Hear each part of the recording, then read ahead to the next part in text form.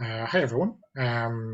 Tonight with the Open Hearth, we are playing Errant, a Rooted in Trophy game by Christine Prevas.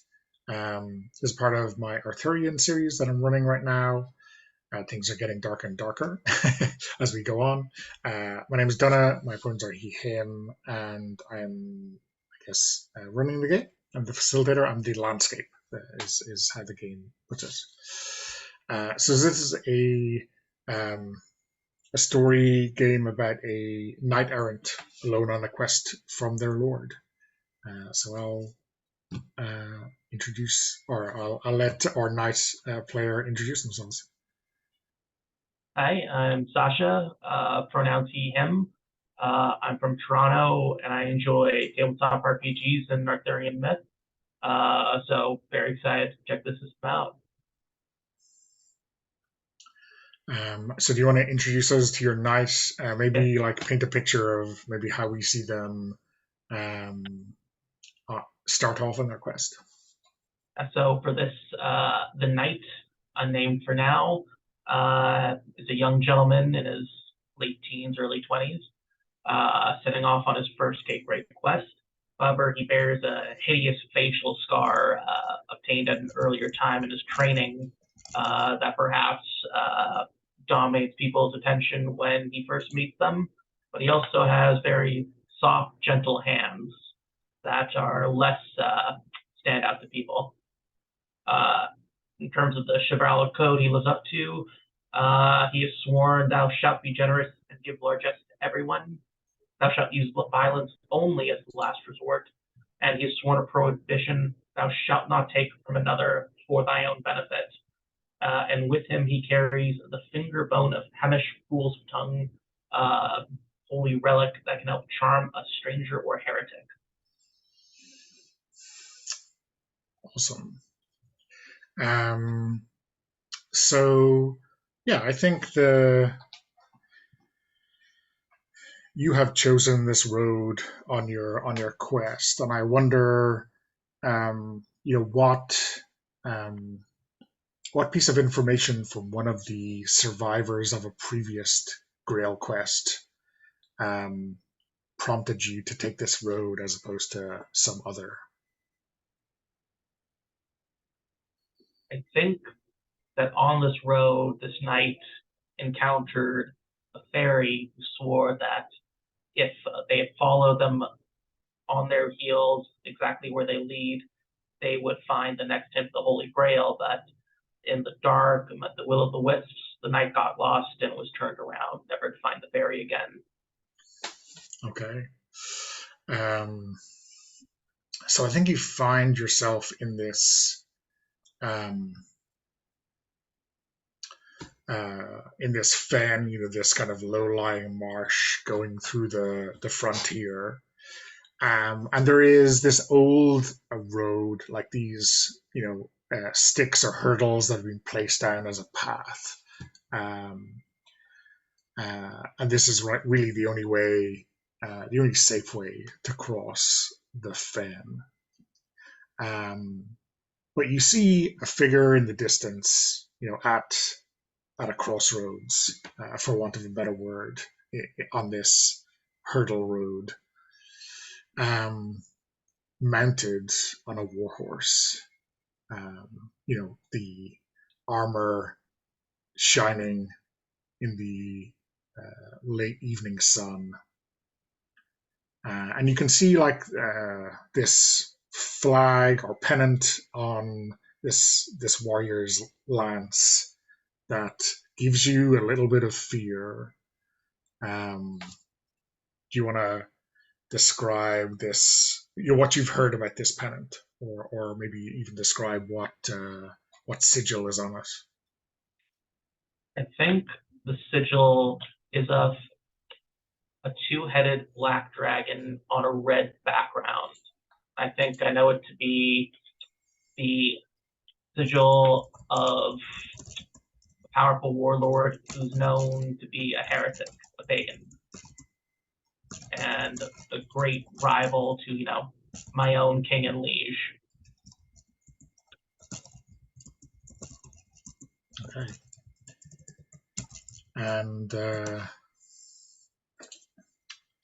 what what do you think to yourself as this realization dawns?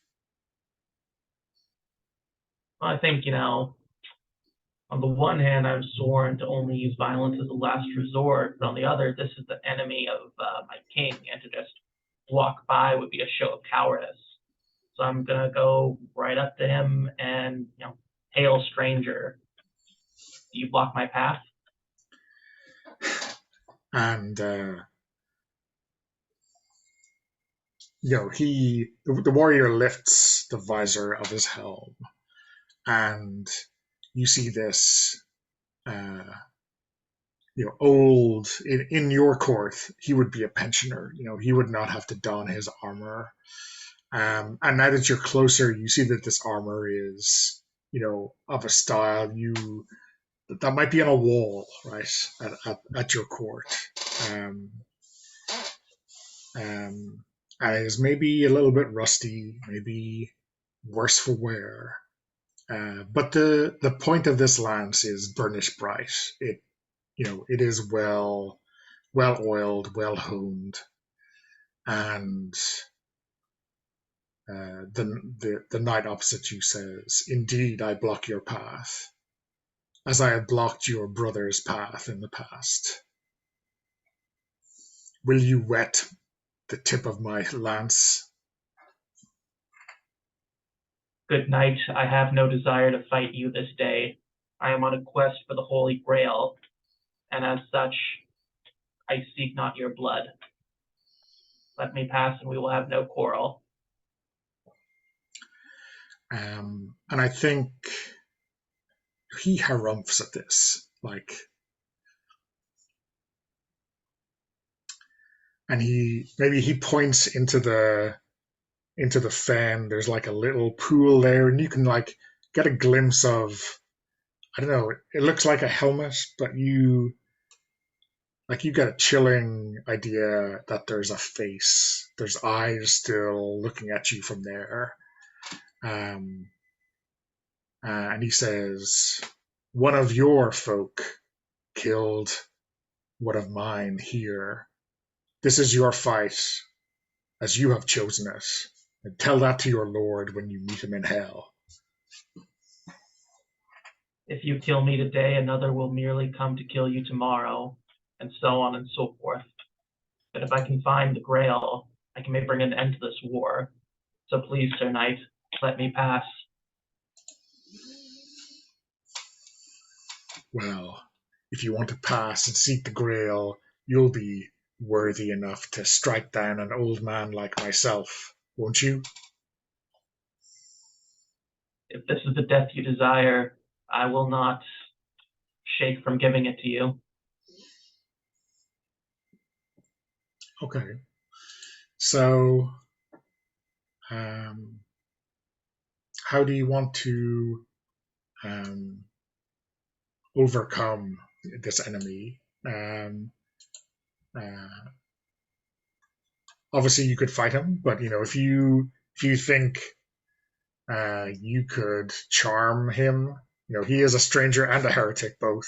So you Yeah, could I, you could I think what definitely I do want to that. do is get off my horse and just walk past him, clutching the finger bone of Hamish Fool's tongue, in hopes of getting this man's mercy and hoping my words reached him about the ultimate futility of this conflict.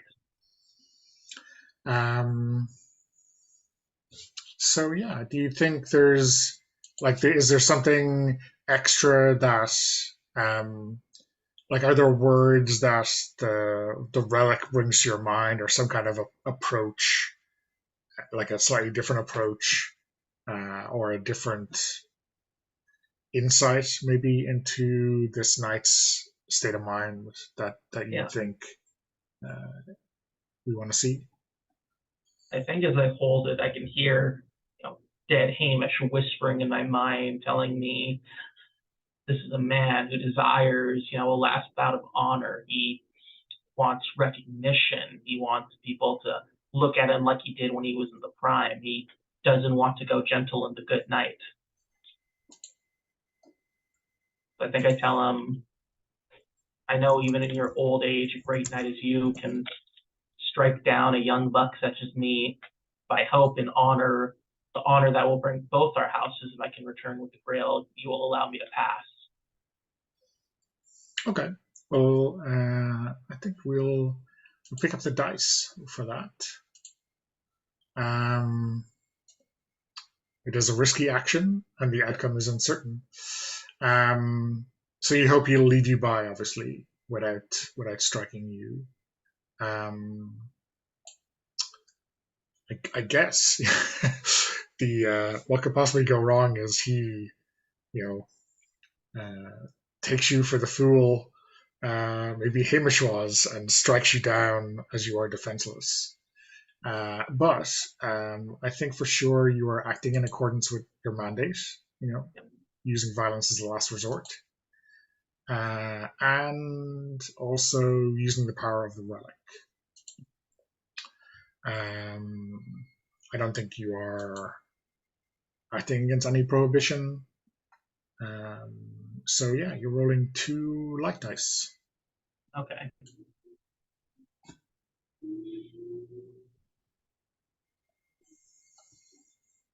Oh, that's a 6. Okay, awesome. On a 6, the knight succeeds and describes how.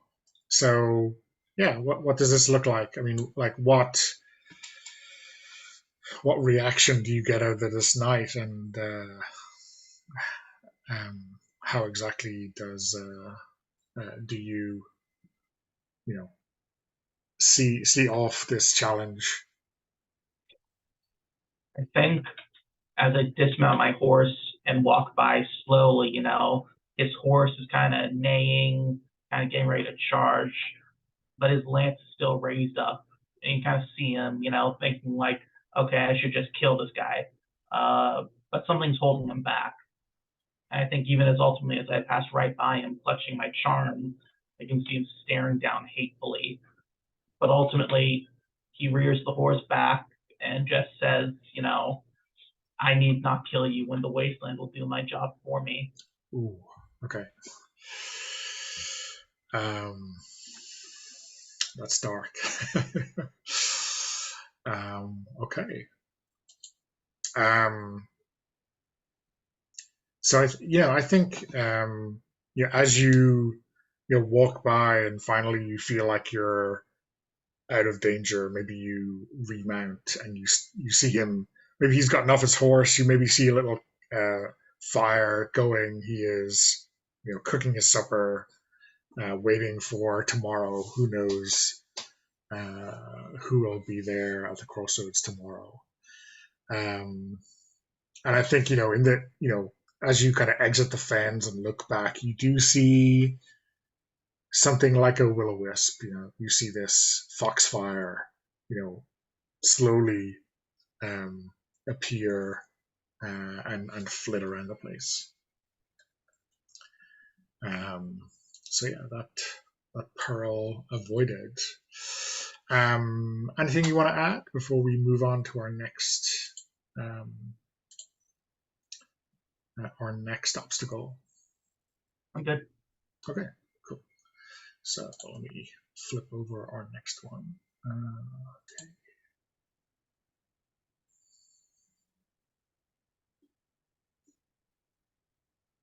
Okay. Okay. The 2 of Wands.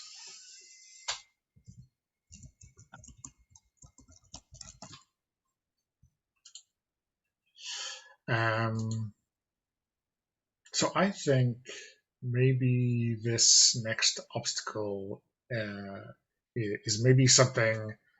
We said it was close to dusk. So maybe when you're out of sight and you see the foxfire appear, you reckon it's you should really not travel in the fens at night.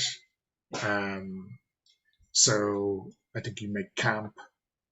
What do we see when the knight makes camp that tells us a little bit more about them? About who they are, like outside of the very knightly role that we just saw him in. I think he sets up camp, gets a fire going, and takes off his gloves, revealing these soft, white, gentle hands, and begins taking out some cooking utensils he brought with him. Maybe hunts for a hare, and ultimately puts a lot of care and thought into preparing a meal for the night.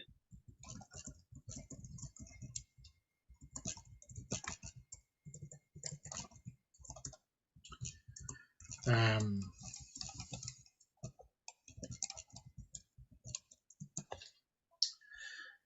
so you think you just trust the kind of isolation out here? Do you sleep? Do you think it's restless? Do you think it's non-existent if you're being a little bit paranoid? I think I'm definitely wary, but at the same time, if I don't get enough sleep, I'm even less able to respond to what happens. Mhm.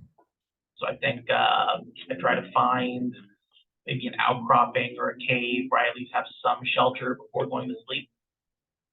Yeah. I think there'll be like um,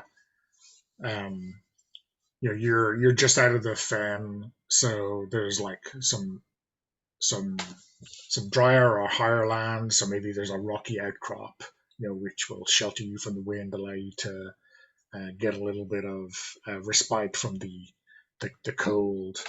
Um, um,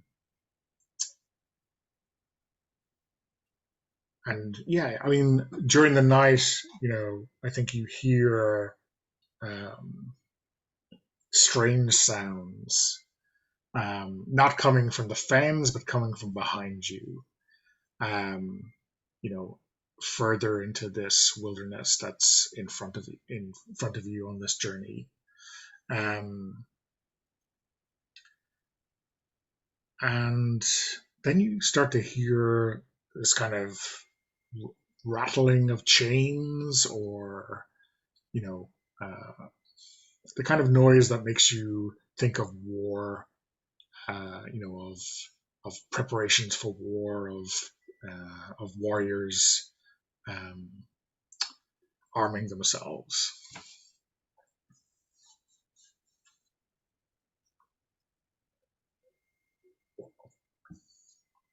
What do you do when this noise starts to worry you? I creep closer towards a source, kind of going warily, hand on the hilt of my sword, uh, almost sneaking. Mm-hmm.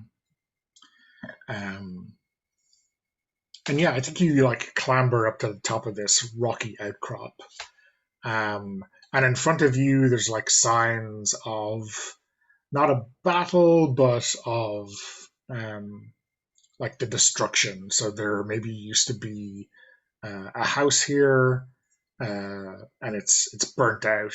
There's nothing but the shell left, but it's months old. There was certainly no smoke, or none of the acrid stench of fire when you arrived. And there's also um, burnt out wagons, that kind of thing.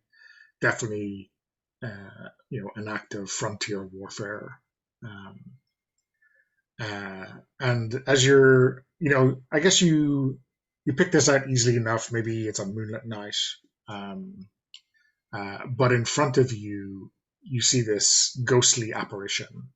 Maybe it's not entirely clear to you at first that it's a ghost, but eventually, um, you know that that's what's going on. Um, there's um, this person is like carrying a basket um, of war gear, uh, like maybe a mail shirt and a helmet and some bits and pieces, belts, and all the kind of gear of warfare. Um, and they look at you. I mean, they look straight through you when you kind of clamber to the top. They are, walking out towards the fens. Um, how is it apparent to you eventually that this is a ghost and not just someone out in the middle of the night? I think They have a grievous wound showing that's clearly fatal. I think their eyes are completely white, their skin is almost translucent. And I think as they're reaching down to pick the weapons up, they aren't actually picking it up. Their hand goes through whatever they reach for, but they don't Mm-hmm. seem to notice. And I think, when they get closer to you, their eyes raise up towards you, and there's like this sense of discovery, right? That maybe this person, uh, this ghost rather, sees you and thinks, "Oh, more loot, more booty for me to steal." And their icy hands reach out towards you, and here maybe is where they're, um, although they cannot, pick up your armor or anything like that, you do feel that cold, icy touch. Um, uh, what do you do as this chill cuts to the bone? Take a step back and ask, "Good sir, what evil befell this place?"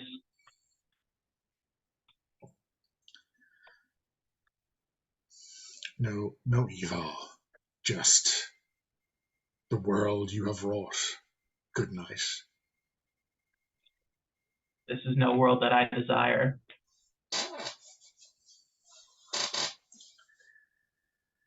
Well then, give up your armor, give up your weapons, live in peace, and I will profit. Those I cannot give up, for I've sworn to my liege to seek the Holy Grail. Or what need you have it of armor? You do not fight? Look at those hands. You've never fought in your life, surely.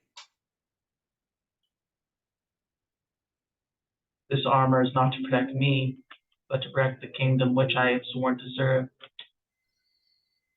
And the ghost gives a chilling laugh. And how is that going for you, good night? How fares the kingdom? That is why I have come out here, to put an end to this bloodshed with the power of the Grail. Have you seen it? Do you know where it lies, spirit?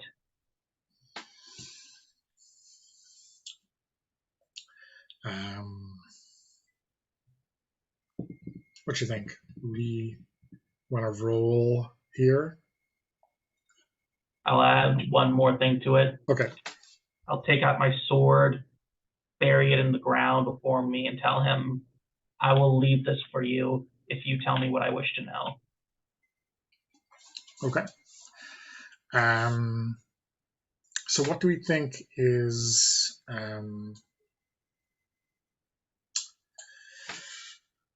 I mean, what do you hope that will happen? That this ghost will send you in the right direction, um,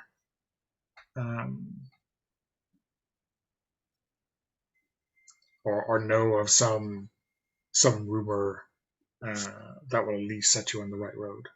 Yeah. I think it's more, creepy if it just points in a direction and promises this is the right way, son. Yeah. Yeah. Yeah. And does it seem obvious then um, that it might send you in the wrong direction on purpose, right? It definitely doesn't seem to Okay. be benevolent. Yeah. Yeah. Okay. Um, so what do we think in terms of dice pool? I think I'm definitely being generous and giving largesse to everyone, even this, rude ghost. Yeah. Yeah. And I think this is a stranger or a heretic. So I think maybe once again, Hamish's fool tongue is telling me, offer him to state his greed and he shall pay you back. Okay, that makes sense. Uh, so yeah, I guess that is 2 light dice. 6 and 5. Okay, on fire today. um, so yeah, no complication, and you describe how you succeed. Yeah, I think as soon as I show off my shining knightly sword, it sits down low, smiles at it with its toothless maw, and just says, oh yes, good night. If I were you, I would turn back the direction I came, but if you truly seek to continue this fool's errand onto the north railway, Okay.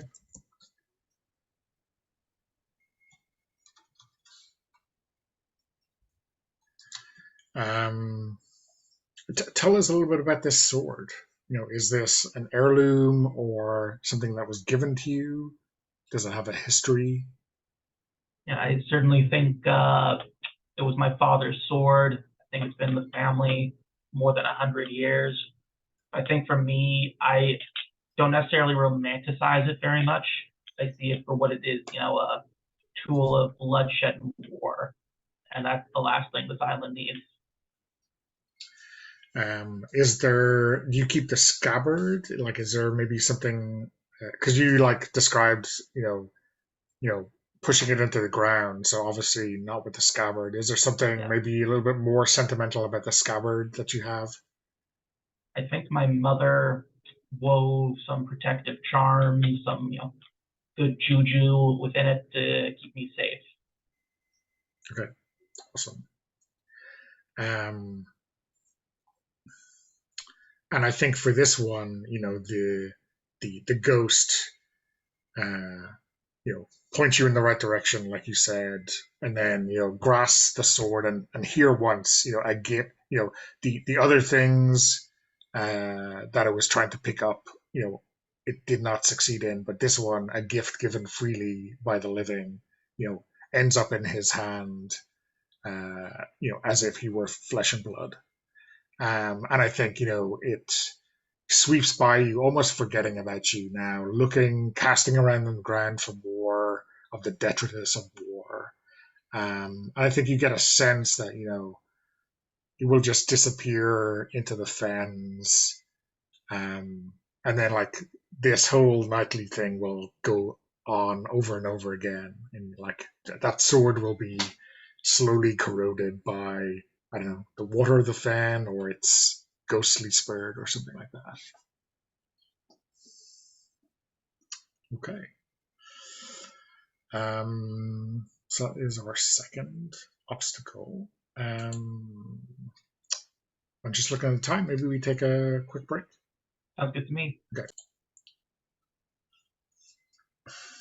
Okay. So on to our third obstacle. Um, so I've drawn a card, the Three of Cups. And I think you have a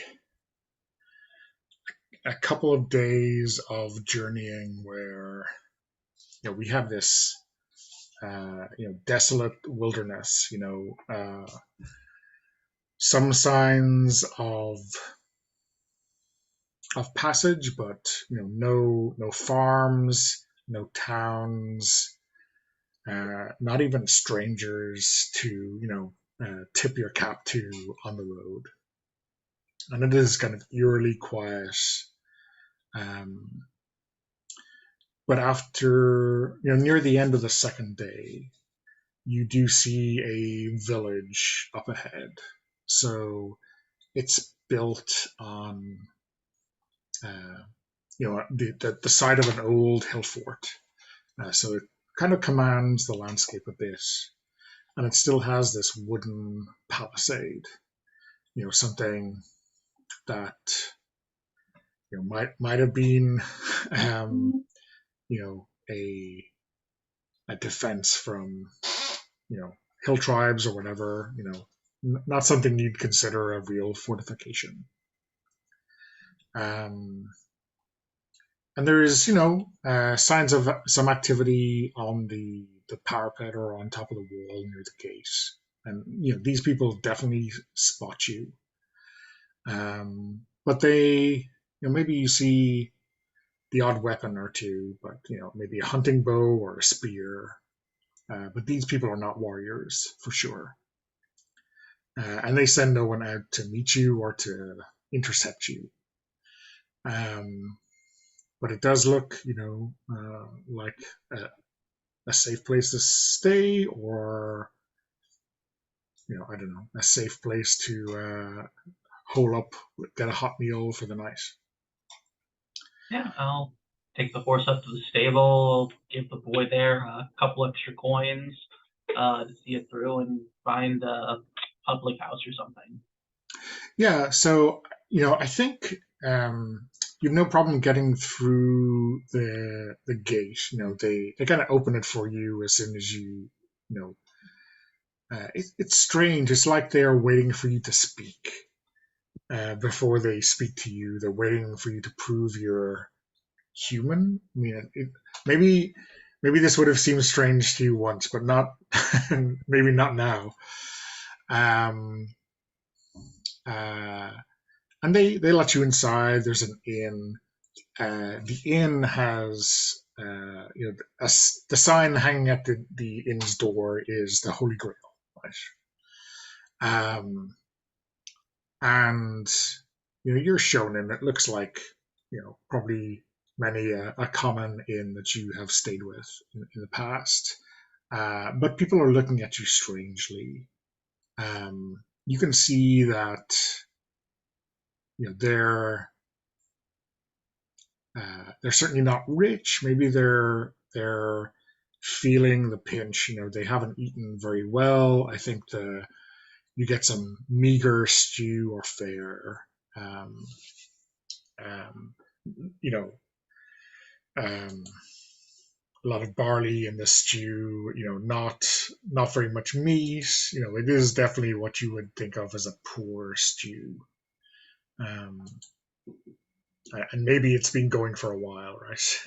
it's it's not fresh or anything like that. Ask whoever seems to be in charge there, hail, what is the name of this village? What's been going on here? This the innkeep is a man called Benjamin, and he says, "Well, this place just grew around my inn years ago when the war came to our doorstep. So we just call this the sign of the Grail.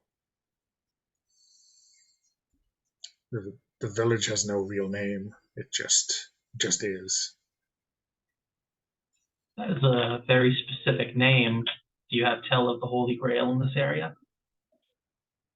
Oh,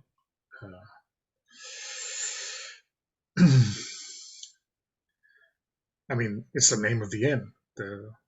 We have the sign of the Grail. So what's the name of the inn? Of course, we have stories here. Um, Most who tell the stories, uh, well, if you believe them, you would think that they have seen and held the Holy Grail themselves. I can't quite call my my clients, my customers, liars, but they can't all be true. But if there were anything might have a seed of truth to them, which would they be? Hmm. Well, I think you have to be the judge of that. I tell you one thing, and he's pouring you a beer. Um, you have to tell a tale yourself. You wish to know how I got these scars? Well, if it involves the Holy Grail, then yes. Any tale you tell must speak of the Grail. But of course, past is prologue. So if you are here now seeking the Grail, then everything that has happened to you is part of this tale. I am not the first of my line to seek the Holy Grail. My father went before me on the orders of our king for many, many months, and In that time, the war came to our house. Many of our household were killed, my mother included, and I was the only survivor. But when he returned, I asked him, Father, did you find the grail? He was empty handed, and in his anger and his frustration, he turned his sword on me.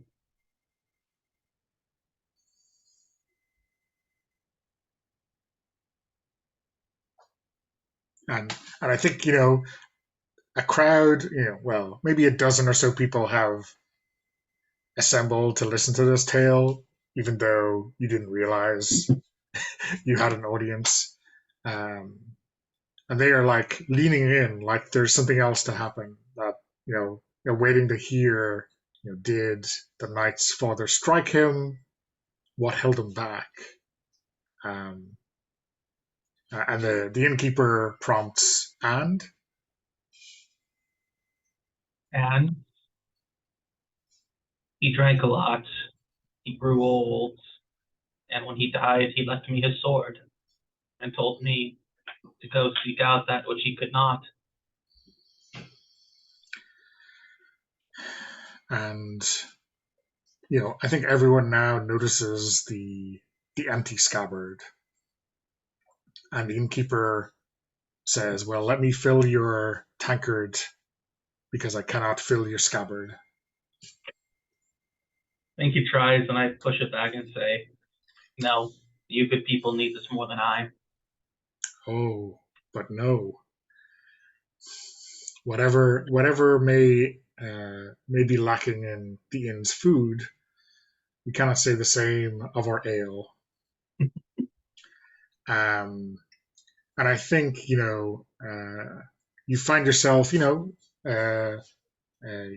meal and another fresh tankard are put on a table, and people gather around, and they start telling tales, and each of them is a little bit, well, all of them are about the Grail, and some a little bit tangentially, and some of them very directly and overblown and unbelievable. Um, but everyone has like a little sign or something that sounds true. So one person has this little I don't know, sliver of gold or gem that they said came off the Grail when they held it. When they lost it, they retained that. Someone has um, their hand is the hand where they held the Grail is like miraculously young. No lines, no injuries. And it is seen side by side with their other hand. It is definitely remarkable. Everyone has some little thing. Um, and this, the tale telling, the ale never stops flowing. More people come in, people cycle out, they start telling your tales, um, and by the time you realize it, it's your turn, and it must be nearly dawn. You spent the entire night listening to people talk about the Grail, and you are not tired, you don't feel weary. You're just like waiting for your next pint of ale to arrive at the table for your turn. And there's like definitely something going on, right? There's um, um, there is some strange, compelling aspect to this place. The reason everyone stays here perhaps is because they can never leave. Um,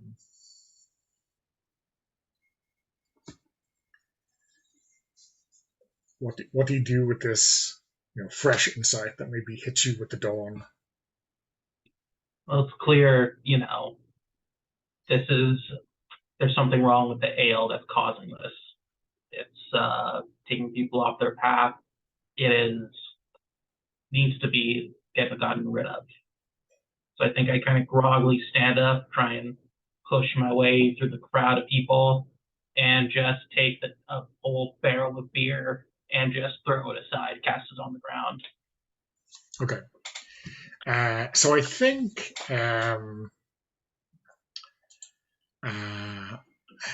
I think the challenge here is maybe not to do that, but or at least not to succeed in like Yeah. breaking the cask open, but like to get there in the first place. As you start to leave the crowd, there's people pushing you back or handing you uh, a breakfast dish, or not being violent, but just being very kind of social pressure, right? In terms of Mhm.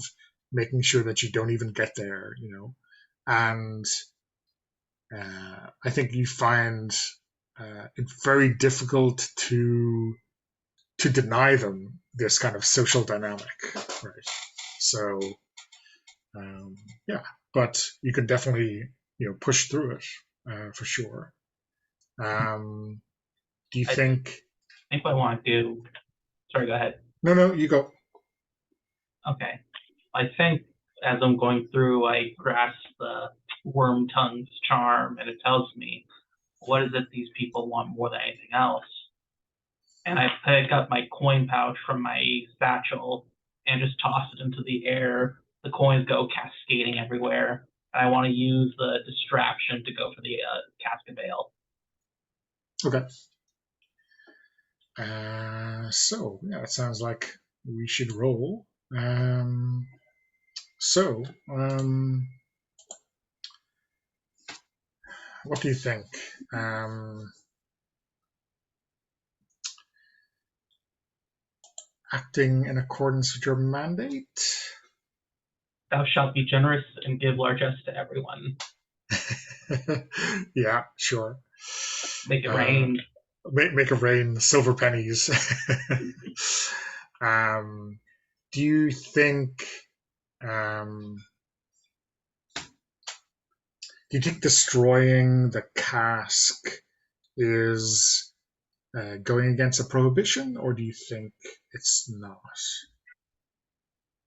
Well, by destroying the cast, I'm kind of taking away this comfort all these people are indulging in, Yeah, mostly for my own benefit, so I can get out of there. So I think that's probably yeah. worthy of a dark die. Okay. And I think charming strangers is the gift that keeps on giving. So I think you get your.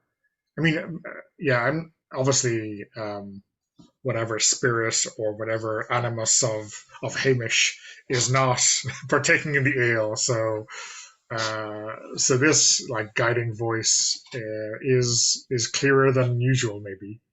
Mhm. Um, Even though I'm sure uh, good old Hamish would have enjoyed this situation no end in his life.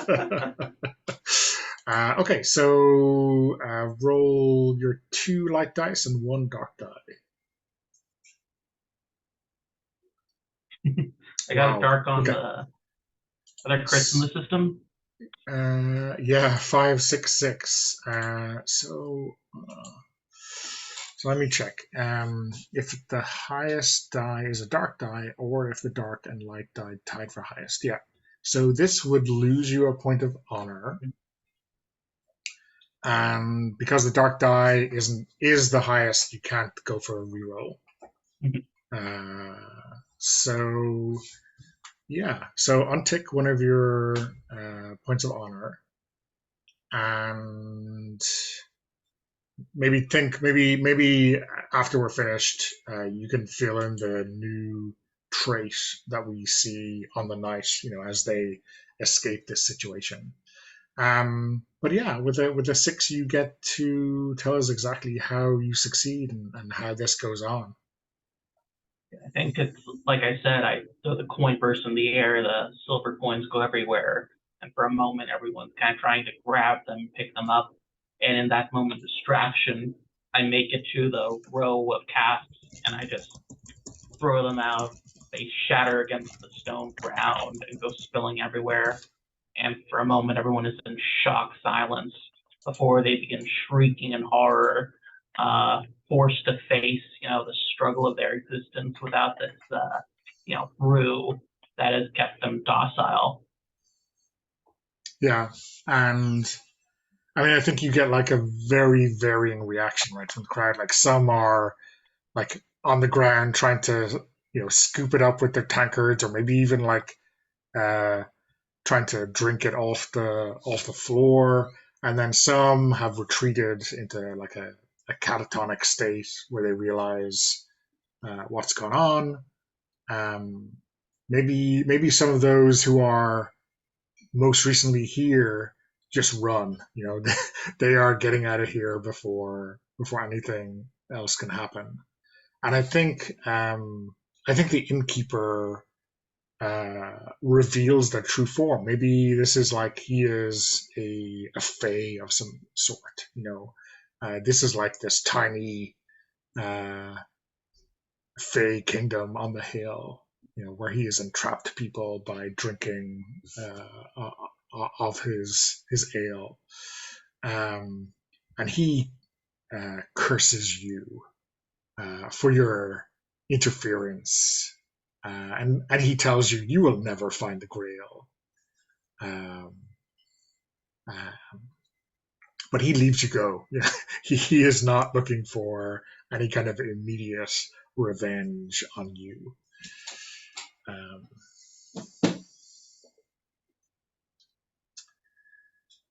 uh, yeah, what do you think? How do we see the knight leave this place, and maybe do we see some fresh sign of their uh, squeaky clean honor tarnished? Think as he gets out and walks back to his horse, people have just stopped on the road and looking at him. They're already seeing people running out of the inn screaming, and there's definitely a low key hostility, like "How dare you!" But no one is willing to attack him just yet. And I think as he's walking out, his back is straight with this pride, knowing, I don't need these people to like me. I don't need, their, drunken camaraderie because I have my honor to keep me warm at night. Okay, awesome. Um,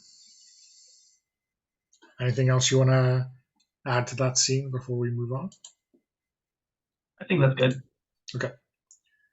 Uh, okay.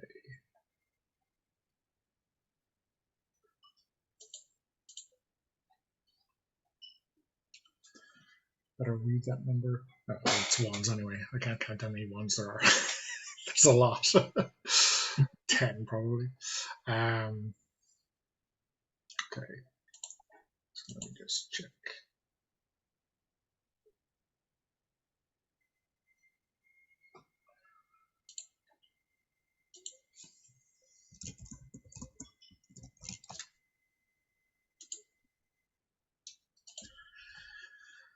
Let me think.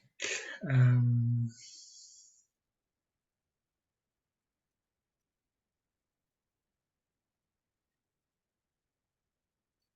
yeah, so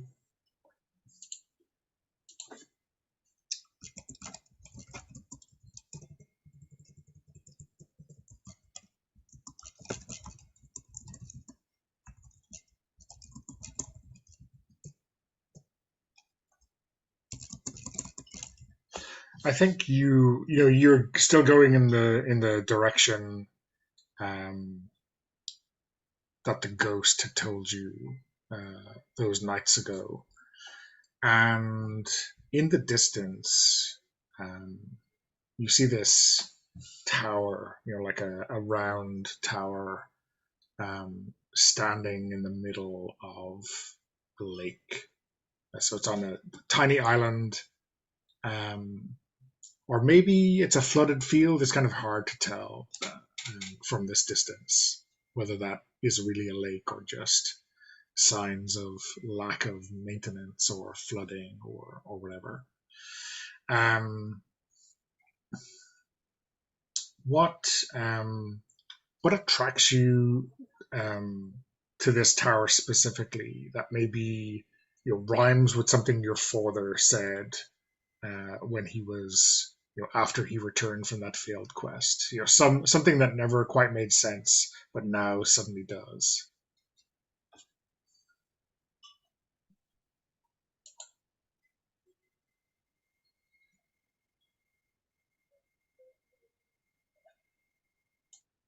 Curse that sinking tower.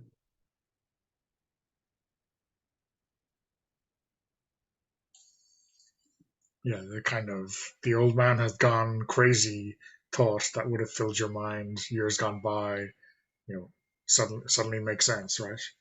Mhm. Uh, did he ever mention specifics of why Curse the Sinking Tower, or is it all a mystery to you? I think he refused to go into specifics because this is where he turned back. Mhm. It was always just a matter of, getting angry, kind of saying that mantra under his breath, curse that sinking tower, and thinking about how that was the moment, he lost his honor.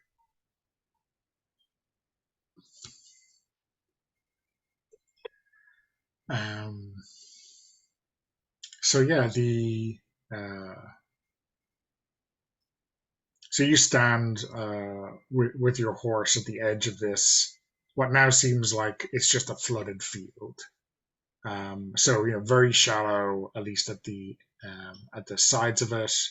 You know, not quite grass growing underneath the water, but certainly not a kind of a lake bed or anything like that. Um, and there's a doorway, maybe 6 or 8 feet above the surface of the water, and no kind of sign of how to get up to it. I think How I do get you? to the edge of the water and I just shout out, I am Sir So and so of King So and so's court. I demand you let me enter. And I think you see like the through one of these really thin slit windows, like the light of a candle or something like that. Even though it's not, maybe it's the middle of the day. It's not certainly not when you would expect someone to be using a candle, but there it is nonetheless. And the door, 6 or 8 feet above the water opens. Um, you don't see again. You see a candle floating in the darkness of that room, but you don't see a figure behind it. Um, and I think like you see a stone like kicked out to hold the door open, and then you see the candlelight disappear, like maybe disappear up a stairwell or something like that. Um, and you hear like in your mind at least, you don't know if it's definitely a voice, but the door is open for you, sir. But it's still 7 feet off the ground. Still 7 feet above the water. Yeah, yeah.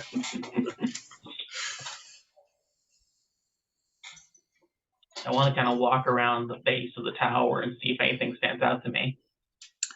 Yeah, so I guess if you're still riding the horse, the water never gets that deep. It's maybe half a foot or something, even at the base of the tower where you expect it would be deepest, but not that deep. So maybe if you were um,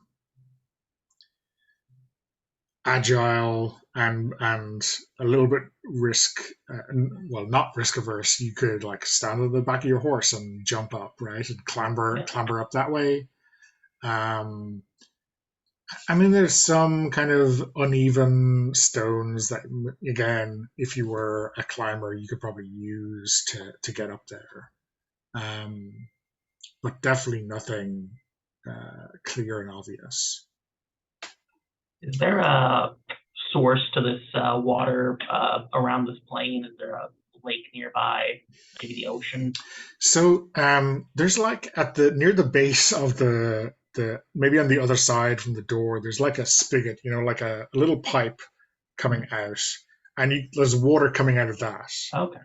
And it's just gushing out. I mean, it's not a huge pipe, but it's just gushing out. And yeah, it's just, I mean, filling this pond, but um, there's no other source of water that you can see. There's like no stream or anything like that. Wonder Um, there's a way I can break open the spigot to make more water pour in a magical way, raising the water level high enough to enter the door. yeah, yeah. So I mean, I'm not. I would say that. Uh, so I don't know. Like we could make this a challenge, though it's not the kind of completing the obstacle challenge, which is the tower Hmm. itself. Or we could just say we could like avoid the roll and just have you narrate how you do it. Do you have any preference? But I just climb up to the door. Yeah, yeah. So just I mean, you could do the whole break the spigot, let the water come out and like float up to it. Um, uh, thing if you wanted to, or just narrate a straightforward way of getting in the doorway if you want. I think we'll save the idea for later and just say, as you suggested, I get some rocks and high enough I can climb up top of them and pull myself over the ledge to get through the door. Um, and your horse maybe like stands there, and then maybe I want to eat some grass maybe, and goes off to the edge and waits for you there. Um, and yeah, you're in the doorway. It is you're very narrow. You know, not quite. You can't quite touch both walls when you stretch out your arms, but it's close enough to that. So like the stairwell almost takes up more of the tower than anything else. Um, and there is a way down also, and there you can hear something, um, something that suggests to you that um, I don't know. I like the idea of that you used for something your father said to you that makes sense. So I think we go to that well again. No pun intended. Um, what noise do you hear from the kind of the lower levels of this tower that again uh, dovetails nicely with something your father had said to you once uh, in his bitter recriminations about this failed Grail quest? Think it's the sound of rushing water, like rapids, like a river flowing very, very quickly. And I think my father always used to say, I think that's something he said, and more that in the rainy season when the area around our keep started flooding, he'd get very nervous. He didn't like bodies of water in a storm. He always avoided them.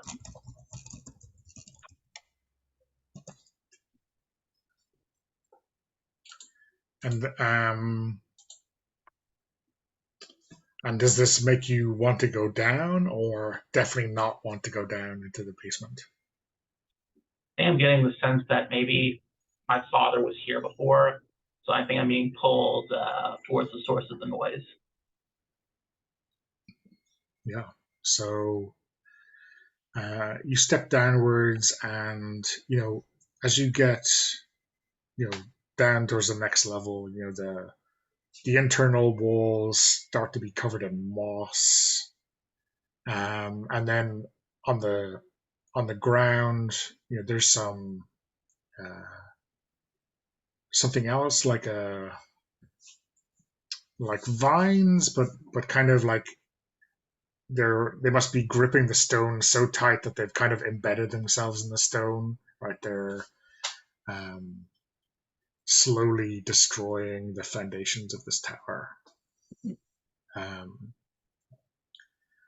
and as you get down to the kind of next level proper, you can see this huge cavern like in front of you with this waterfall, this um, gushing streams kind of coming out of everywhere. And I think in the distance you see something um, uh, something like that looks like the Grail, right? You're just sitting there within reach, if you will descend into this cavern. I, of course, approach it, but carefully. Yeah.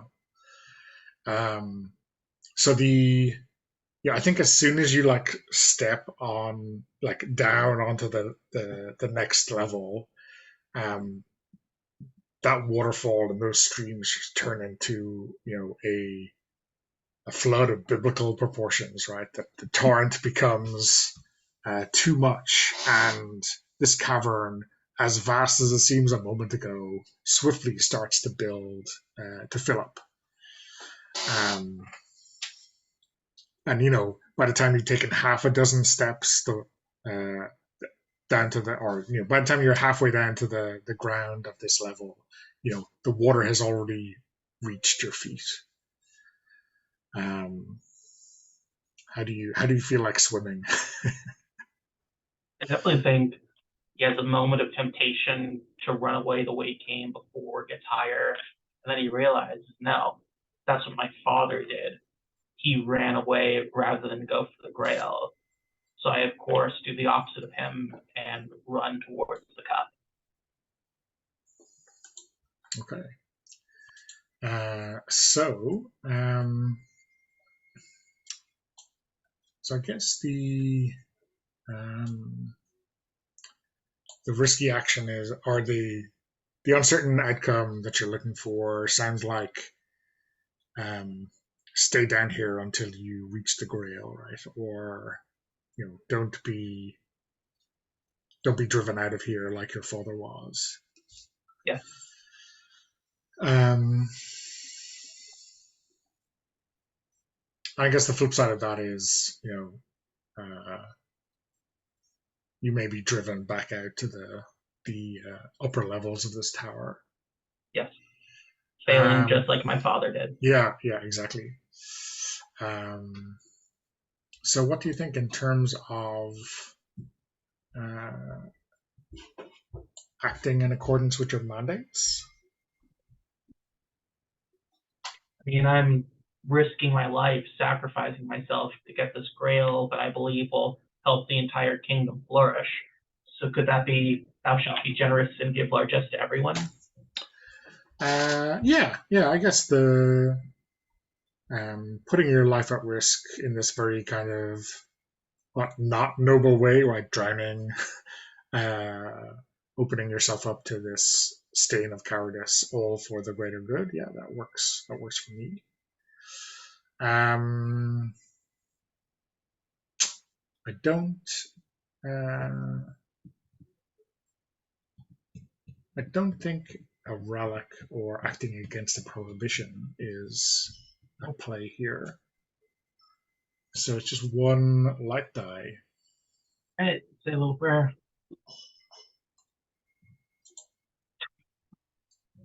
That's a two. A two. Okay. Um, so if you're unhappy with the roll, there's no dark die, so it's not the highest. You can add a dark die to the dice roll and re-roll them all, Yeah. re-narrating your action to show you moving further from your code, and obviously you lose honor for that. So, um, do you want me maybe to describe what failure would look like, and then if you want to double down, you double down? Go for it. So on a two, you fail and things get worse. Okay. I think the um,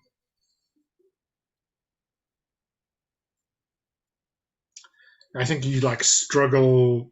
You're wading through this water. It's maybe up to your chest, and you're getting closer and closer um, to the Grail. Um, in some ways, like maybe the armor is helping you because it's keeping you weighed down, and you're able to walk instead of getting driven back by the water. But then underneath the water, you feel something grab at your harness. There's like something like a mermaid or a selkie down here, which are definitely kind of lying in wait for the unwary traveler. Um, and you are maybe uh, yards away from the Grail when you feel your center of gravity suddenly um, upend, and you end up kind of just on your face, floating down towards the surface of this cavern, and you can kind of see several of these mer- mermaids, grasping at you, unbuckling your harness, trying to get to your uh, to your insides, right, Yeah, underneath that armor. I think I'll re-roll that with the dark die. Okay. So I think unmark and honor, and then reroll your light and your dark die. 5 on the dark die. Okay. So um, that is a success. You lose another point of honor, I think, and uh, you succeed. There's some kind of complication. So I'll describe the complication, and you can describe maybe how you succeed. And yeah, again, maybe you got a double of this kind of dishonor that is um, swiftly swiftly encroaching uh, upon you. I think um, you feel the teeth, and they're ripping at the harness, and I think you just shrug it off. Yeah, I think maybe um, you're leaving this armor behind one way or the other. yeah. Um, um, and I think the fact that you shed your skin so easily maybe is confusing for the mermaids. They are maybe um, worrying this suit of armor you leave behind rather than you as you advance.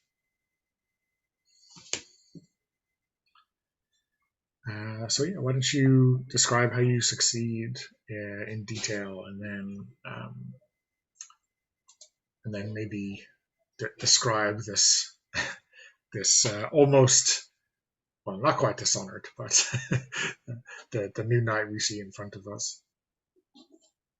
Yeah, I think what it is like you said, I cast off the armor to use opportunity to get the grail, and finally I reach the center of the cavernous space. I reach out around the stem, and I realize that it's just an old wooden cup that falls to dust in my hand. And as I do, maybe the water drains from the chamber, but my armor is gone. And I realize that my father didn't run away from the Grail. He went to it, and just like me, lost everything and looked like a fool.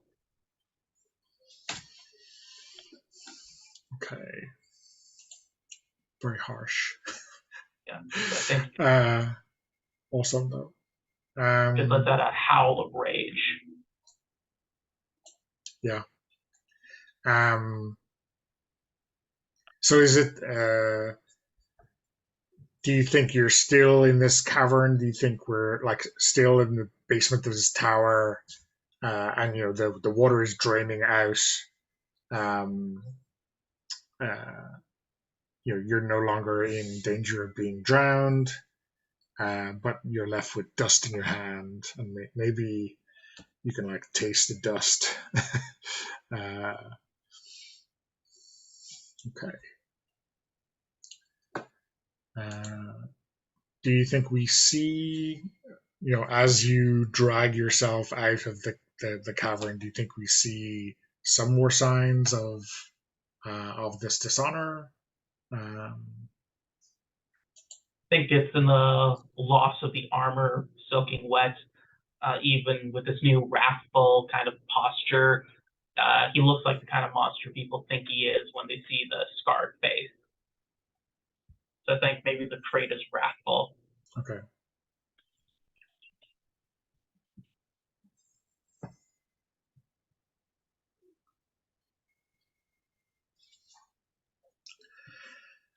So I have drawn the final obstacle, um, which is the High Priestess.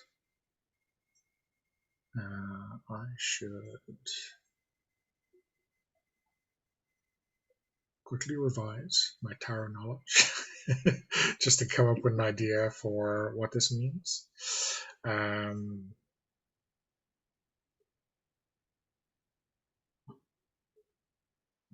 okay. Upright, intuition, sacred knowledge, divine feminine, the subconscious mind.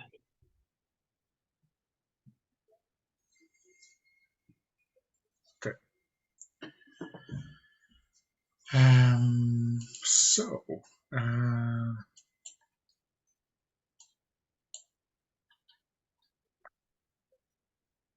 I'll take 5 here and think about it. yeah, maybe we'll take five. We're probably even if we don't get a full section out of it afterwards. Yeah, maybe I'll take Yeah. five. And okay, so we are into our final challenge on this Grail quest. So I think we see our bedraggled knight back out at the door of this tower, and the the pond around it has increased manifold. It's now a proper lake. I think in one direction you can't even see the edge of it. And it looks like it's been here forever, right? There's marsh weeds and like a proper shore in the distance. And there is, maybe on that side there's like a river feeding it or something like that.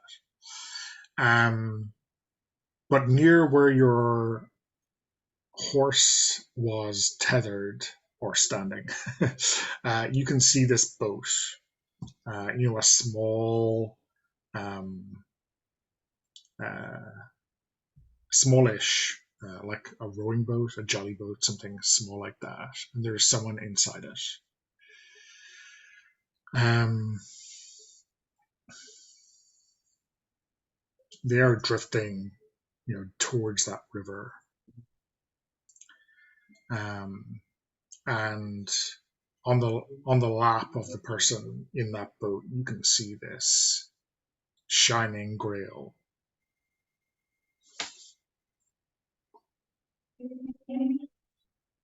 Walk up towards the boat and I call out, "Hail, I am Sir So-and-so of so-and-so's court.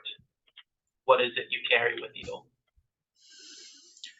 And I think when you get closer, you realize that this person who is not just sitting on the boat; they're like sitting in this like throne in the boat, and that they look like they're dead or at least dying. Um, and this Grail is like um, in their, we'll call them, they're not quite claws, but they're like old hands that look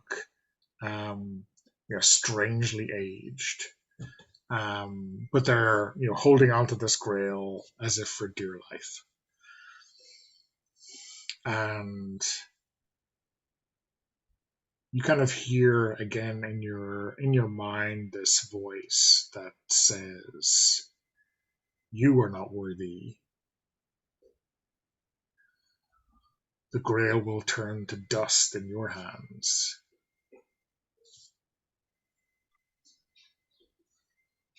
I think that if this was the night of challenge 1 or 2, he would have turned back or made some offering to try and get it. But after what we've been through the past 2, I'm a wrathful, bedraggled knight. So I think I just get on the boat and try to rip the cup out of the corpse's hand. Okay. This seems to me like we should go straight to the dice, right? Yeah. um, uh, this may be a tough roll. I'm not sure. We're seeing a mandate here. Um, although you could say, uh, depending on how you want to frame it, that you are at your last resort now when you're using violence, right? You've lost all your weapons. You are beset by fate. Uh, so you could go with that. And I'm interested in hearing from you whether you think you are acting against your prohibition, right? You're just grasping at the grail now. Yeah, I think that's exactly the case. I don't think I'm doing this for everyone else's good anymore. I'm doing this to, over out of my anger towards my father. Yeah, yeah. Um, so yeah, I guess one light die, one dark die. Sounds about right. Yep, say a little prayer. Okay, well, the dark die is not the highest, at least. Um, so it's a 4, which I guess is a partial. So you, of course, can decide you're not happy with this, and you can Yes, roll another dark die to re-roll everything. What do you think? let's go for the reroll. Okay.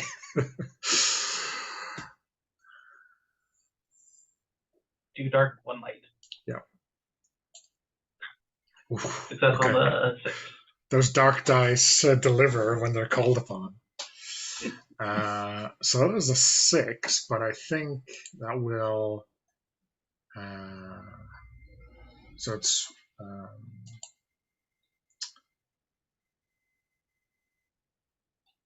Yeah, I guess you're. Yeah, I think the important thing here is like your the initial decision to go for glory by taking that extra reroll, and then like the outcome of the darkness, kind of almost winning at the expense of your honor, right?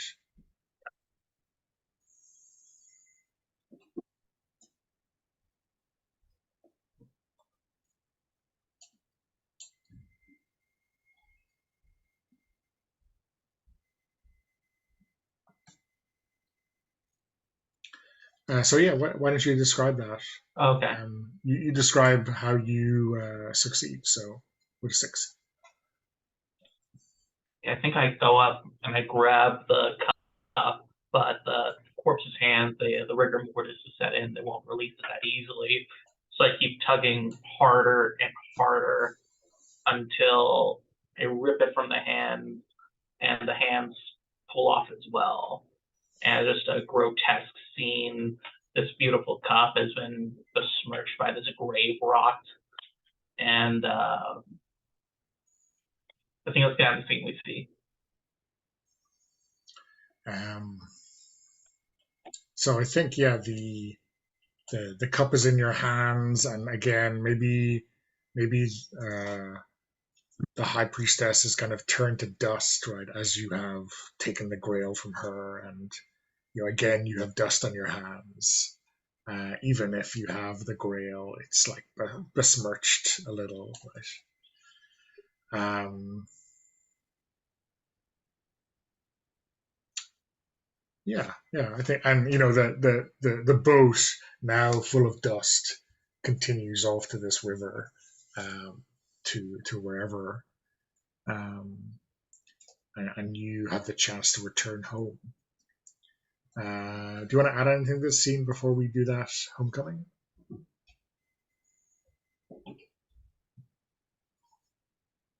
I think we passed by the Fen at the very beginning where I faced the Knight of the Black Dragon.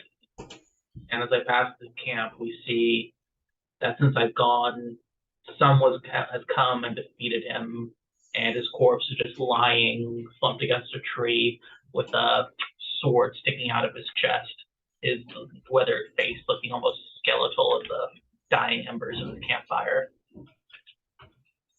Okay. So, yeah, the quest succeeds. The knight returns home. Their journey home uneventful, and home awaiting them with welcome arms. So, uh, alternating, we describe the knight returning to their lord's domain victorious. You should describe the benefits of returning home, rewards, familiar faces, the comforts of home, and then I will describe how your lost honor um, and the marks of that loss color their reception, shading every welcome encounter with strangeness, suspicion, distrust, and so on. So, very cheery. So yeah, do you want to start with the glorious signs of your return? Yeah, I think I approach, the drawbridge, and at first, no one pays me much mind. I just look like a beggar, bedraggled, no armor, no sword, an empty scabbard at my side. But then I raise up the grail in my hand, and the horn sound, and people go, "Oh, it's Sir So and So. He's returned." And there's just like shock at these people who before would have ignored me, seeing me come out victorious. Um, and I think when you hold the grail aloft, there is like a sunburst, almost like this glorious shining uh, vista that's seeing them, but like the shadow of that falls on your face, and we can see like um, that the um, not just the scars, but like the bags under your eyes, the kind of bloodshot eyes, the kind of cynicism, the distrust are there for all to see. Um, and I think that will be kind of the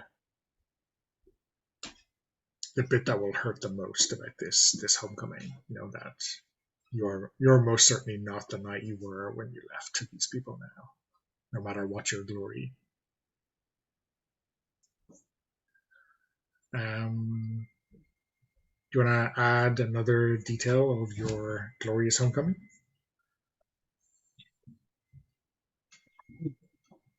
As I go and present the grail to the king, he congratulates me, but tells me, yeah, I think it's more that it becomes rather than a symbol of peace and of amends and ending the conflict, it just becomes something we carry with us on our wagons to war as a symbol of why we're the best and the other guys are wrong. Yeah, yeah, um, yeah. I think it's like with this, victory would be ours. The other kings will bow before me, and sir, you will lead my armies. So not only is the kind of your dream of what the Grail would achieve is tarnished now. You're gonna put this new vision into motion. You're gonna make sure that peace is never found.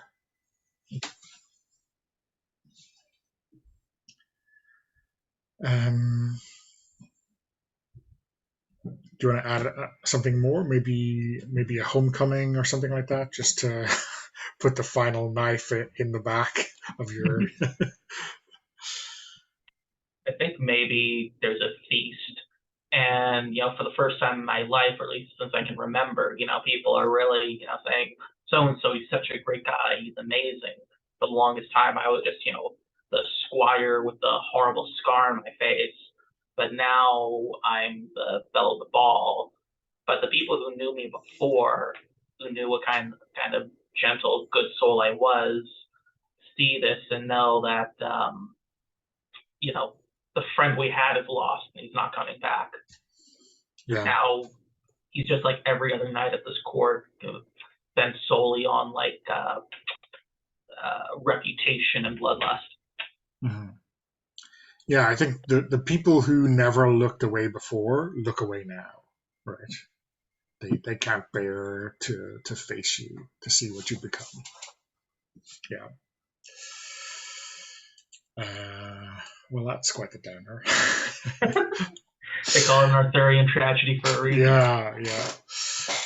Do you want to add anything more, or will we cut that there?